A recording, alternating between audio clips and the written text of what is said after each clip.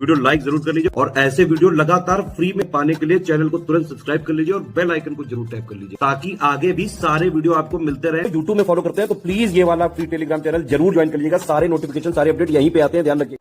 नमस्कार दोस्तों, स्वागत है स्टडी फॉर सिविल सर्विसेज में यूपी से लेटेस्ट न्यूज़ में। मेरा नाम आशीष तिवारी। आज हम लोग देखेंगे एक बहुत important topic, Indian national movement का, यानी भारतीय स्वतंत्रता आंदोलन के प्रमुख वचन और नारे, है ना। किसने कौन सा नारा दिया, काफ़ी इंपॉर्टेंट है। जिस भी एग्ज़ाम में आप बैठेंगे, चपरासी से लेके IAS तक, कहने का मतलब है UPPSS का एग्ज़ाम दें, UPSC देंगे, SI देंगे, कांस्टेबल, RO लेखपाल, सब में ये आपके काम आने वाला है ना। चलिए, तो सबसे पहले बहुत ही फेमस स्लोगन, बचपन में ये पढ़ा होगा आपने, जय जवान जय किसान, है ना। लाल बहादुर शास्त्री का नारा है, बहुत बार ये आपने सुना होगा। मारो फिरंगी को, ये मंगल पांडे ने कहा था, फिरंगियों को मारो, मारो फिरंगी को।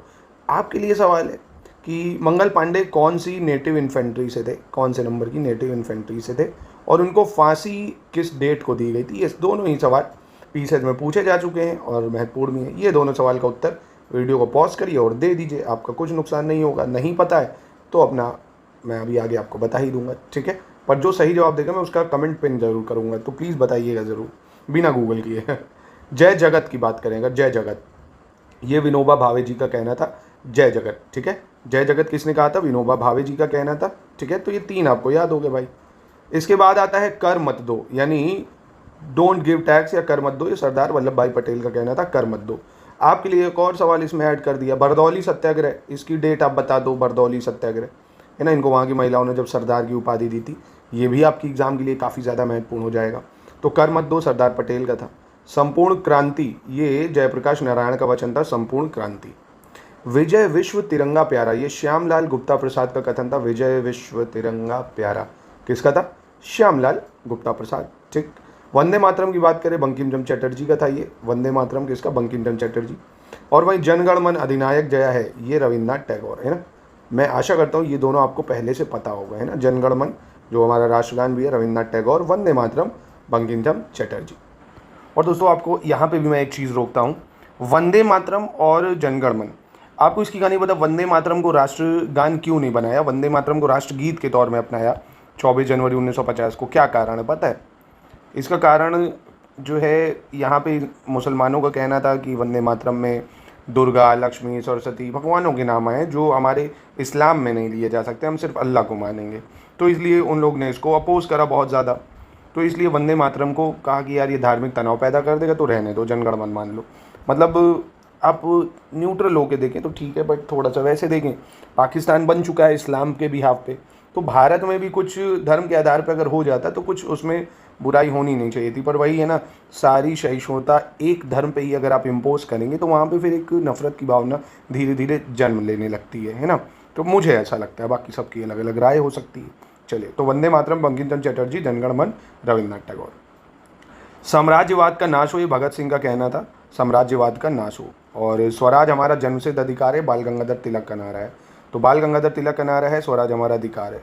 सरफरोशों की तमन्ना अब हमारे दिल में है, बिस्मिल अजीमाबादी, किसका है ये? बिस्मिल अजीमाबादी का। सारे जहाँ से अच्छा हिंदुस्तान हमारा, ये इकबाल का कथन है। किसका कथन है? इकबाल का कथन है, सारे जहाँ से अच्छा हिंदुस्तान हमारा। तुम मुझे खून दो मैं तुम्हें आज़ादी दूंगा, सुभाष चंद्र बोस का कहना है। तुम मुझे खून दो मैं तुम्हें आज़ादी दूंगा, ठीक है। तो साम्राज्यवाद का नाश हो, भगत सिंह हो गए, और बाल गंगाधर तिलक, स्वराज हमारा जन्मसिद्ध अधिकार है, सरफरोशी की तमन्ना, बिस्मिल अजीमाबादी, सारे जहाँ से अच्छा हिंदुस्तान हमारा, इकबाल, ठीक है। साइमन वापस जाओ, ये लाला लाजपत राय का कहना था। Simon go back, Simon go back, Simon go back. और who lives in India die, who lives if India die, मतलब who lives if India die, ये जवाहरलाल नेहरू का प्रसिद्ध कथन है, ठीक है। और मेरा सिर पर लाठी का एक प्रहार अंग्रेजी शासन के ताबूत की कील साबित होगा। A blow to the stick on my head will prove to be the nail of the coffin of the British rule, ये लाला लाजपत राय जी का कथन के साथ, ठीक है। तो लाला लाजपत राय जी के दो कथन है, साइमन वापस जाओ और ये ताबूत में कील वाला। मुसलमान मूर्ख थे जो उन्होंने सुरक्षा की मांग की, और हिंदू उनसे भी मूर्ख थे जो उन्होंने उस मांग को ठुकरा दिया। Muslim were foolish, they demanded protection, and Hindus were foolish, they rejected that demand. ये अबुल कलाम आज़ाद का कथन था। किसका था? अबुल कलाम आज़ाद का। और मैं एक सवाल यहाँ पे फिर ऐड करूँगा आपके लिए, आप PCS के एक उम्मीदवार हैं, SDM DSP, तो आपको सजग रहना होगा सवालों के उत्तर देने के लिए, कि अबुल कलाम आज़ाद को कौन सा मंत्रालय मिला था। कमेंट बॉक्स में आप इंतरिम गवर्नमेंट में बताइए कौन सा मंत्रालय मिला था। अगर आपसे एग्जाम में ऐसा पूछ ले तो ऐसा मुंह खोल दोगे क्या, बताओ। चलो, भगत सिंह का एक और कथन है बहुत ही फेमस, क्रांति की तलवार में धार वैचारिक पत्थर पर रगड़ने से ही आती है ना। The edge in the sword of revolution comes from the rubbing on an ideological stone. ये सब मेंस में लिखने के लिए बहुत अच्छे कोट्स हैं, है ना। तो क्रांति की तलवार में धार जो है वैचारिक पत्थर पर रगड़ने से आती है, भगत सिंह का कथन था। जय जवान जय किसान के साथ जय विज्ञान जोड़ दिया अटल बिहारी वाजपेयी जी ने, ठीक है।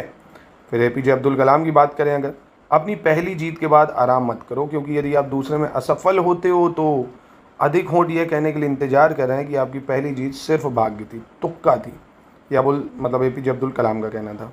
और बाल गंगाधर तिलक का स्वराज मेरा जन्मसिद्ध अधिकार मैं लेके रहूँगा, ये अभी मैंने आपको बताया भी, ठीक है। दोस्तों ये देख रहे हो, ये हिस्ट्री की SCS की शानदार स्टडी मटेरियल का यही मज़ा है, सारे फैक्ट्स हम आपको एक ही जगह अलग अलग दे देते हैं, हिस्ट्री के, ज्योग्राफी के, पॉलिटी के, साइंस के। आपको कुछ नहीं करना है, बस ये कंटेंट को लेना है और अपनी पढ़ाई चालू कर देनी। कोई बुक से आपको फैक्ट्स नहीं निकालने, ना अंडरलाइन करने, यही आसान काम है, ये हमारी टीम आपको करके देती है भाई। सिलेबस के एक एक पॉइंट को हम आपको ऐसे ही शानदार नोट्स में देते हैं, बस आपको पढ़ना होगा, आपका समय बचेगा, पढ़िए, प्रैक्टिस करिए, रिवीजन करिए, बस, ठीक है। तो आप इन नंबर पर कॉन्टैक्ट करके पूरा संपूर्ण नोट्स यूपी पीसीएस की तैयारी कर सकते हैं एकदम शुरुआत से।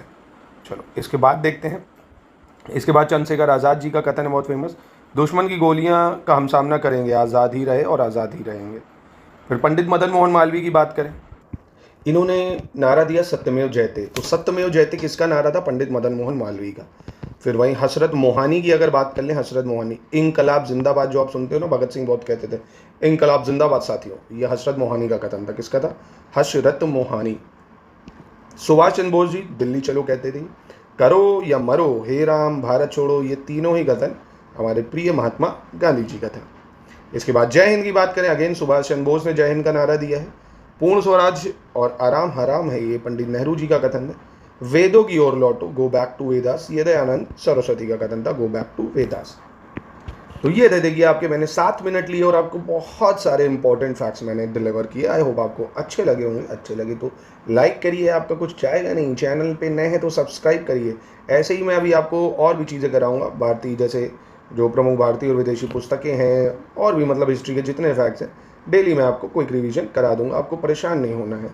जैसे देखो, कौन से देश को कब ब्रिटिश शासनकाल में विदेशों पर अधिकार कब किया गया, इस तरह के सवाल पूछे जाते। तो ये फैक्ट्स का संकलन हम तैयार करके आपको देते हैं। इंटरेस्टेड है तो इन नंबर पे पिंग करके ले लीजिए।